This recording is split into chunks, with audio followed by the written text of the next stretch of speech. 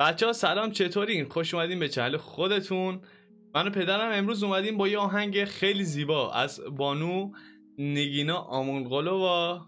اسم آهنگم الله الله الله الله، فکر کنم الله باشه تلفظ درستش، و معنیشو من کامل میدونم. معنیش چیه؟ معنیش اینه که همون لالاییه واسه کودکان که من چند وقت پیش که یکی از ریاکشنام راجع به همین آهنگ بود حسابی لذت بردم و واقعا دوست داشتم این موسیقیو. از من برد دوران کودکیم. الانم بانو نگینا این آهنگو خونده و ما میخوایم بهش ریاکشن بریم. بریم آقا بریم. خاطره نام شعره. با عرض درود یادت رفت. میدونستم یادت میاد، خودم حرف ندادم. با عرض درود و سلام به همه شما خوبان تاجیکستان. خاطره نام شعره. منم موجم، دلم دریای دریاست، درون این دلم جای تو پیداست. به هر جا پا گذارم پیش رویم، تمام خاطراتم با تو آنجاست. تو بیداریم تویی، حتی تو خوابم، نگو خوابم همه، خوابم یه رویاست. ستاره‌ام تویی ای کهکشانم، تو نیستی این دلم بی تو چه تنهاست. چه روزهای قشنگی با تو داشتم، تمام لحظه هم با تو چه زیباست. گل نازم، همه دنیام تو هستی، که با تو آرزوم قد یه دنیاست. تو زیبایی، تو خوبی چون فرشته، تو چشم عاشقم محو تماشاست. امیدی من تویی گر ناامیدم، چون امروزم گذشت فردا مال ماست. بهار من تویی، بهار من تویی گرچه خزانم، اگرچه این دلم همیشه رسواست. تو را دارم چه غم دارم تو دنیا، بدون که این دلم شیدای. من داشتم دقت میکردم مصرع دوم همه باست مثلا با آخرش شروع میشه، نه مثلا دریاست، پیداست. آره غزل همین. ماشه. خب بریم سراغ ویدیو. بله باش بریم سراغ ویدیو. تاجیکستان، اتحاد فارسی زبانا. خودم منتظر بودم بگی به پیش، میگم زودتر چرا گفت. و همه اتحاد فارسی دیگه همین بود دیگه. به پیش به پیش.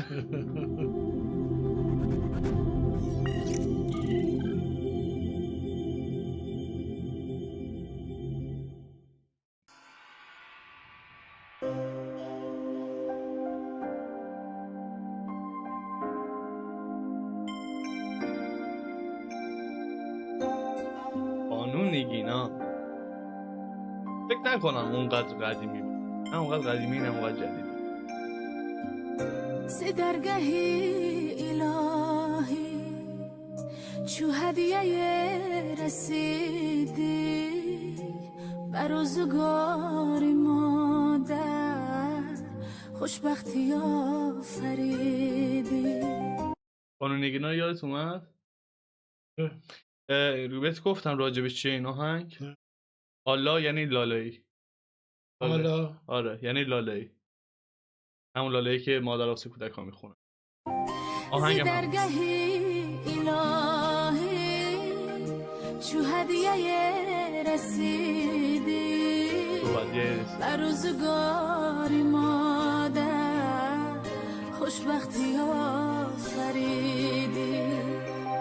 خوابت پر از فسانه ای نور چشم مادر، ای بهترین نشانه تو جان جان مادر. چقدر قشنگه. بعد اینجا هم اگه دقت کنی عکس مادر لوگو، بعد اینجا هم عکس یه بچه. آره خیلی قشنگ میخونه، مثل واقعا برازنده اسم اینا. حتی لحن خوندنش هم انگار که داره واسه بچهش لاله میخونه. امیر جان اس دیگه آقا. 100%. خانم نگینا همیشه گفتم فوق العاده.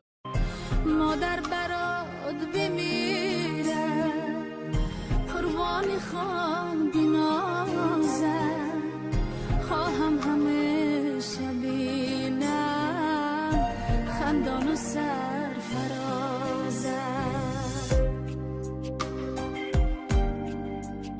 من یه سوال اینجایی که همه این تصویرهایی که لوگوهایی که اینجا این هستن مال مادره. چقدر قشنگن هرچی هستن. آره خیلی با چی درست کردن؟ چوب و پارچه با پرچم‌های تو فیلم‌های قدیمی. اصلا این خیلی زیبایی. من علم سرایم با مهر و غم گساری میبوسمت بسد ناز عطر بهشت داری معنی زندگیمی هم پاکتر زی ماهی ای کاشکی نبینم داغی تو را الهی ای کاشکی نبینم داغی تو را الهی. دیگه ای کاش که نبینم داغ تو را الهی. از زبون یه مادر همه چیزو داره به چیز لاله‌ای میخونه. دیگه لالا لالا لالا لالا لایی. بعد تتلو آهنگ خونده مامان الان خوشحاله خوشحالیش خوشحالم میکنه مهم نیست که غم دوریش داره چی کارم میکنه وقتی خوبه منم خوبم. خیلی باله. یعنی بچه‌ها آهنگ تتلو رو هم به اسم لالایی حتما دانلود کنین گوش بدین. فوق العاده است. یا مثلا از اگه تو پلتفرم چون خیلی قدیمیه اسپاتیفای یا مثلا ساند کلاد و یوتیوب هم پیدا کردین ببینین فوق العاده است. من که به شخصا صداش خیلی دوست دارم. بی‌نظیره. بانو نگینا هم که فوق العاده است بدون اینکه اصلا فشاری بیاره به صورت مایجاش پنجره همینجا. آره خوابت پر از فسانه ای نور چشم مادر ای بهترین نشانه تو جانی جانی مادر بهترین نشانه مادر برات بمیره قربانی خواب بینازم خواهم همیشه بینم خندان و سرفرازم خواهم همیشه بینم خندان و سرفرازم. باورت میشه تموم شد؟ قشنگ بود. عالی بود. خیلی قشنگ. عالی بود. تاجی کن. آره موزیک ریواردز. دوباره همین معنی داره. آره دیگه اگه من اینجا دارم نگاه میکنم این خانومه این مادر و فرزنده اینم خانومه داره گل فوت میکنه. اینم که اینجا گنجشک یا بلبل فکر کنم رو دستشه. اینجا هم یه بچه دیگه. آره همشون مادرن. چقدر بال همشون یه نمادی هستن. ادامهش اینم که چنل همون جایی که موزیک رو داریم و اینکه چقدر زیبا بود. آره من انگار مثلا ببین لالایی فرق نمیکنه تو هر سنی لالایی دیگه. خیلی باحال بود نه؟ صداش عالی بود. نه خب بمونه مشکلی نداره. صداش که آره صدایی که بانو نگینا. من چند وقت پیش که نبودی به آهنگ نینامه ریاکشن رفتم که خیلی از خواننده‌های مثلا ایرانی و کسای دیگه هم بودن. یه گروه میگن رهبر هست کنه خیلی ها بودن. آهنگ نینامه شعر از مولانا.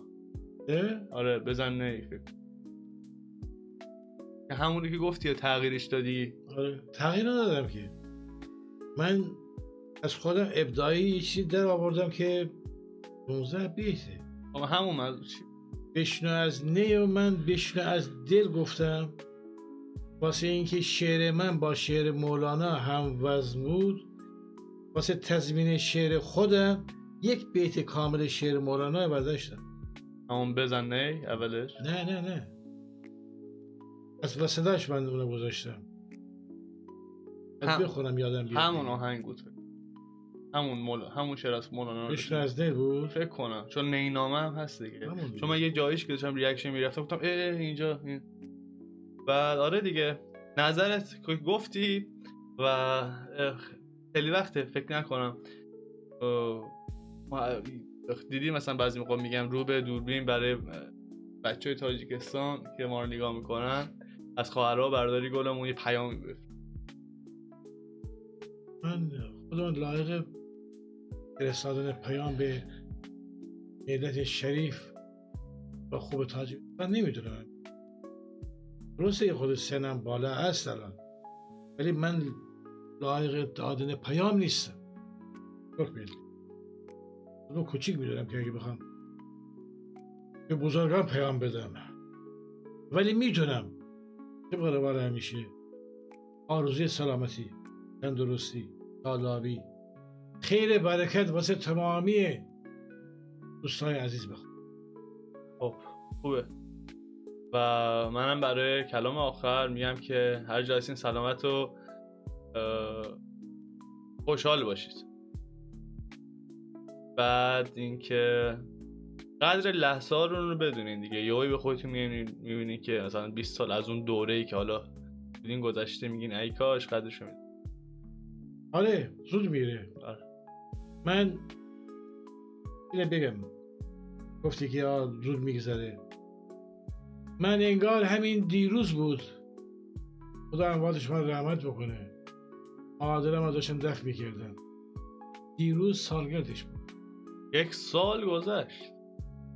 من بگم آره واقعا دیروز سالگردش بود. آره نفهمیدم این 1 سال. 2-3 روزم که اصلا آهنگ گوش ندادیم تو سعی کردیم زندگی نامه آرتیستای معروف تاجیکستان. اینه که امیر من میگه لحظه ها را پاس بدارین. آقا حقیقت گفت، چون امروز که رفت فردا دیگه امروز نیست. خودتونم بهتر میدونی، فردا یه روز دیگه است. امروز باید بتونی نگه داری، تو لحظه باشی، شاد باشی. اگه شادی نیست شادی درست بکنی. هیچی بهتر از شاد بودن، دل رئوف داشتن، خونگرم بودن، مهربان بودن، انیس مونس بودن، دیگران مسخره نکردن نیست و دیگران مسخره کردن. و امروز دیدم یکی 2 نفر داشتن یکی مسخره میکردن میخندیدم. من گفتم چقدر زشت و زننده. خیلی زشته. خب یه بدرود بگیم و بریم تا ویدیوی بعدی. مواظب خودتون باشین بچه. هر جا که هستین اتحاد فارسی زبانا به پیش.